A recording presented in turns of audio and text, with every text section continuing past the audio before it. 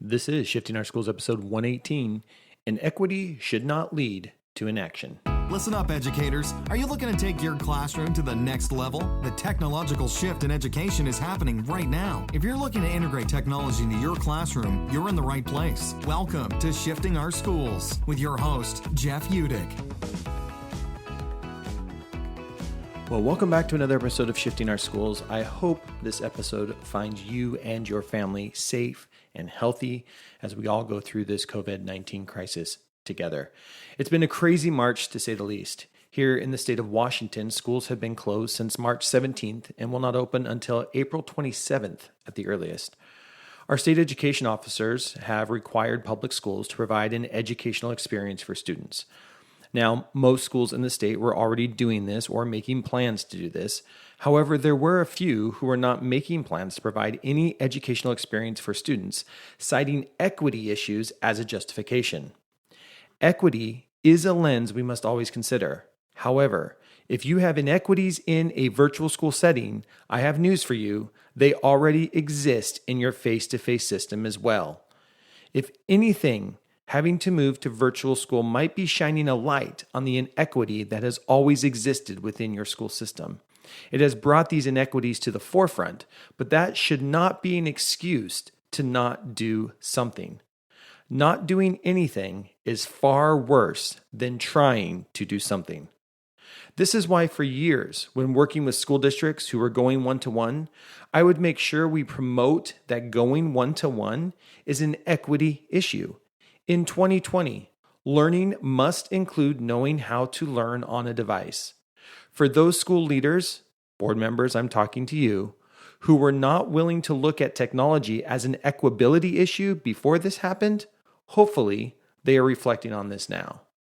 With that in mind, I wanted to share with you some more thoughts on this current crisis we're in and how we need to think and rethink as educators about what it means to teach in this current crisis. Let's start with what we know students and families are going to need in this crisis. A graphic created by Jay Dodsall on Twitter can be used to rethink how we teach in a virtual setting.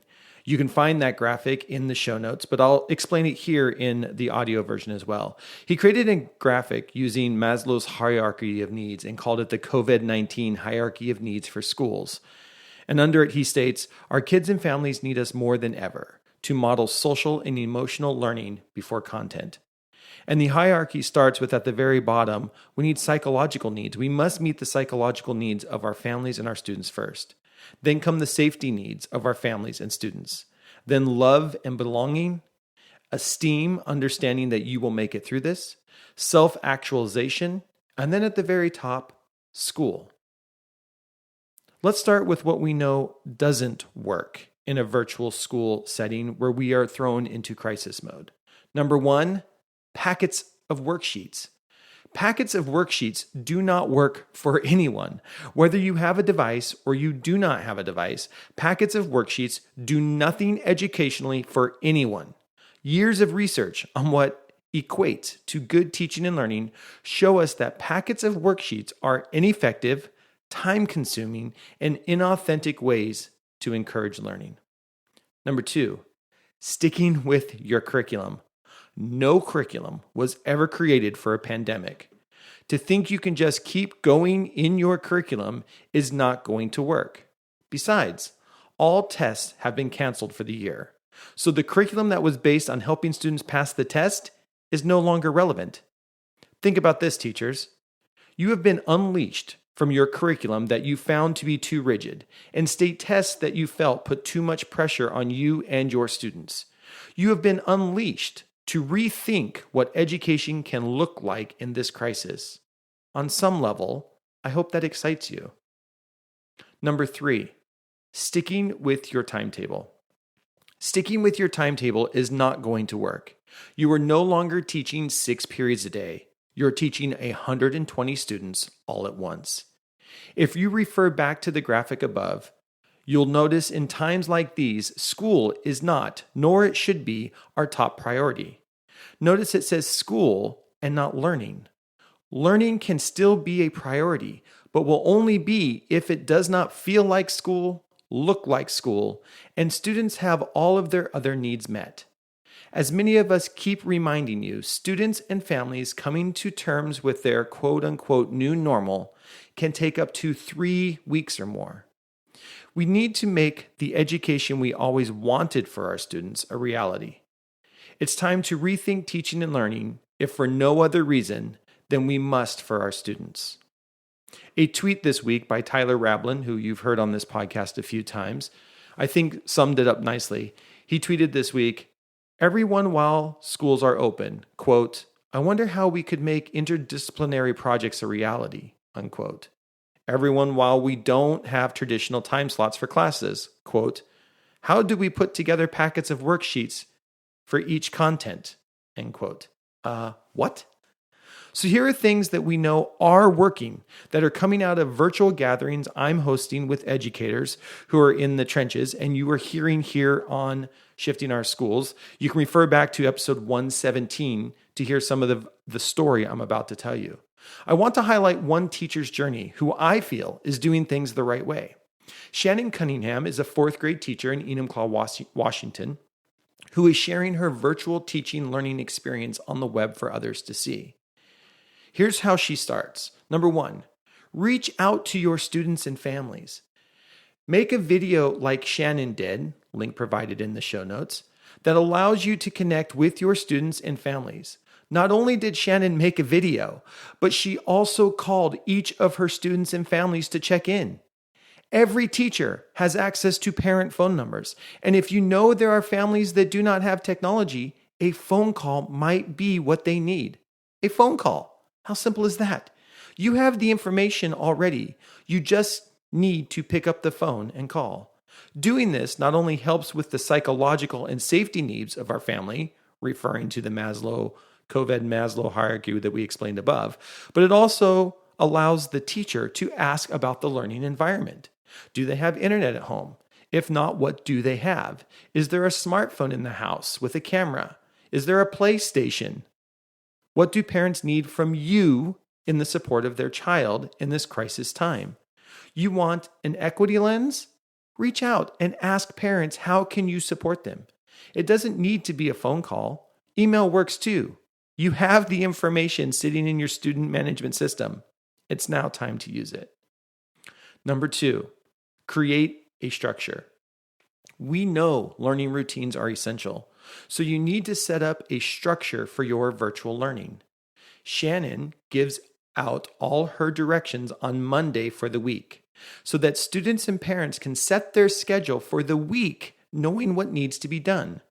She is using Google Classroom for this, but has also set up a Google site as well that you can find here, link provided in the show notes, by giving a weekly outline, also an example in the show notes, at a time she gives students and families choice over time and place of their learning. Number 3, teach as if the world was your curriculum. This is the most important part, and by far the most difficult part. You have to rethink teaching and learning through a worldly lens. Instead of worksheets, you need to think in terms of real-world applications to the standard and then find ways to make that the learning. In Shannon's class, she created a Build a Fort project, link to project in the show notes, where students get to build a fort at their home. They then measure the perimeter of their fort, sketch a drawing of their fort, take pictures of their fort, write directions about how to make their fort so someone else could build it, and then research forts in the state of Washington. Of course, this project is going to take multiple days to complete. Shannon is thinking of ways she can cover things she never could before. There is no way in a traditional classroom she could have had students create authentic forts in their homes that cover all aspects of her curriculum. But when you think about all of the resources that can be found in a home, you unlock new potential for learning. What are fun things you did as a kid? And what was that learning involved in them? Ask yourself that question, and you start to use the world as your curriculum. You start to rethink teaching and learning in authentic and purposeful ways. Our goal is to make learning authentic, purposeful, and equitable. All things, I would argue, cannot be found in a packet of worksheets for students to do. If you want to give students a packet, give them a packet of choice boards that cover your standards. Tyler Rablin, who is a high school English teacher, shared his earlier this week on Twitter. You can find a copy of it in the show notes, but I'll explain it to you here in audio form. It's a one sheet that at the top says choice grid, and then the directions say, choose and complete 2 activities from each row. Have a parent or guardian initial in the box when you've completed the task. The left-hand column has 5 different areas for students to pick from: connection, purpose and passion, wellness, reading, and writing. Then each row has 4 options for students to choose from, and I won't read them all to you, but here's a couple of them. Under connections, there are things like interview a caretaker about their life, or play a game with your sibling. Under purpose and passion, learn something you've always wanted to learn, or write about how you want to positively impact the world. Under wellness, turn off your phone for 24 hours, or do 30 minutes of physical activity. Under reading, read 100 pages of a book, or find an article online and decide how reliable it is. Under writing, write a letter to someone in need. Check out the attached page for more information. Or write a story that starts with the following line: I never expected it to turn out this way. In the end, we must rethink what teaching and learning can be. We must understand we've been unleashed from the daily grind and have an opportunity to rethink teaching and learning. We must continue to ask ourselves, what if the world was my curriculum? And with that, I'll see you on the network. Thanks so much for listening to this episode of Shifting Our Schools with your host, Jeff Udick. For more great content and to stay up to date, visit sospodcast.org, facebook.com/Jeff Udick, and on Twitter @JUdick. If you enjoyed today's episode, please leave a review and subscribe, and we'll catch you next time on Shifting Our Schools.